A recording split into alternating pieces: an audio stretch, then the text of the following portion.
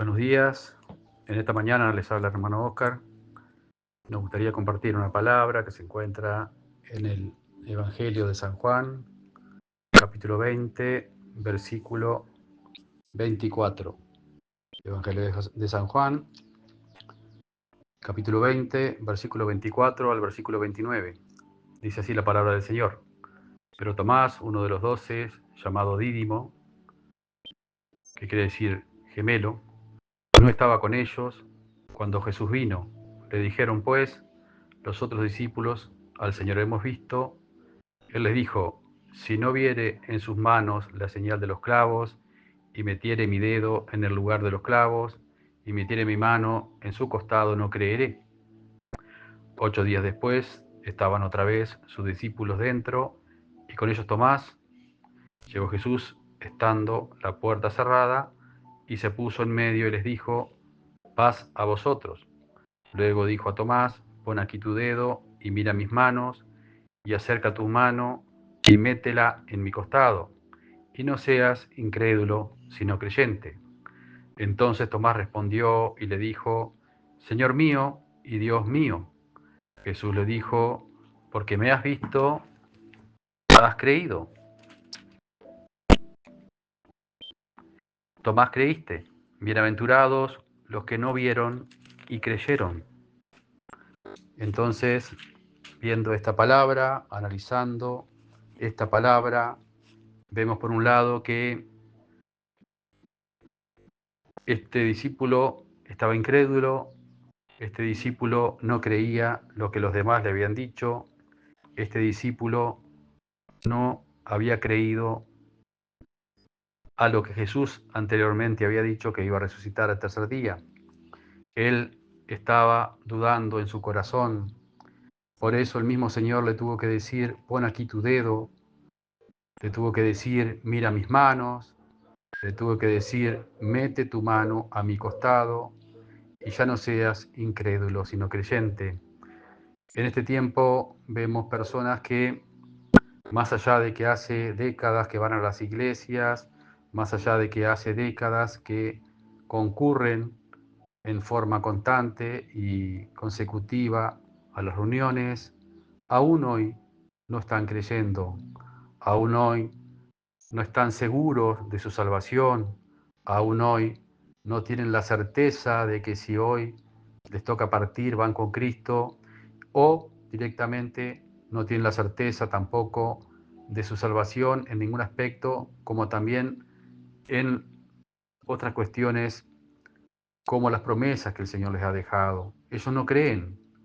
Y si el cristiano no cree, en algunos casos, cuánto más el mundano, cuánto más en nuestro país, que es un país laicista, un país que todo aquel que cree en Dios se lo mira diferente, todo aquel que confiesa una fe se lo mira raro, todo aquel que confiesa a Jesucristo como Salvador y dice que cree en la salvación y dice que cree en Él, se lo estigmatiza en forma disimulada, pero se lo estigmatiza. Por eso, en este tiempo es necesario que nosotros nos reafirmemos y nos afirmemos cada día más en Dios, en sus promesas, y que no seamos como Tomás, que creamos no porque vimos, sino que creamos porque sabemos que realmente ocurrió y porque Jesús dejó estas promesas. Que creamos en Dios, que creamos en sus promesas, que creamos en estas buenas noticias de su resurrección, de su segunda venida, en todo lo que Él nos ha prometido. Este hombre no quiso creer, en principio, después se convenció porque vio. Y el mundo de hoy es así. El mundo es indiferente, el mundo es apático, el mundo es egoísta, el mundo no tiene un norte. Pero nosotros confiamos en Jesucristo. Nosotros sabemos muy bien en quién hemos confiado. Nosotros sabemos muy bien en dónde hemos puesto nuestra esperanza. Nosotros sabemos perfectamente que Jesús cumple sus promesas, que Dios cumple sus promesas, que lo que el Señor ha prometido se cumplirá en nuestra vida. A veces demora el tiempo, a veces no es cuando nosotros queremos, a veces no es en el tiempo nuestro, siempre es en el tiempo de Dios. Por eso es que es necesario repasar constantemente la palabra. Por eso es necesario recordar las promesas de Dios, aquellas promesas que Dios nos ha dado hace décadas, aquellas promesas que Dios nos ha dado recientemente, y entender que esas promesas se cumplirán en nuestra vida, se cumplirán en nuestra familia, se cumplirán en nuestra descendencia, se cumplirán en la iglesia donde vamos, se cumplirán en las actividades que tomemos o retomemos, se cumplirán en todo aquello que toquemos, porque así como la maldición dura 4 generaciones, las bendiciones de Dios duran 10 generaciones. Por eso es que sabemos perfectamente de lo que aquello que un día el Señor nos prometió se cumplirá a su tiempo, como Él quiera, se cumplirá. Por eso en esta mañana les animo a que no renuncien a las promesas que tienen de Dios, no renuncien a los ministerios que tienen de Dios, no renuncien al llamamiento que tienen de Dios, no renuncien a todo aquello que un día el Señor les prometió. Porque sabemos que en nuestra humanidad muchas veces flaqueamos, que en nuestra humanidad muchas veces nos debilitamos, que en nuestra humanidad muchas veces nos cuestan las cosas. Pero sin embargo, aunque el hombre exterior se va desgastando, como decía el apóstol, el interior se renueva cada mañana, el interior cada día toma fuerza, el interior cada día se fortalece en Dios y en el poder de su Espíritu. Por eso en estos tiempos es necesario que la Iglesia tome acción, tome una acción más humana, una acción más comunitaria, una acción más cristocéntrica, una acción hacia la comunidad, hacia la gente, porque Jesús predicaba para la gente.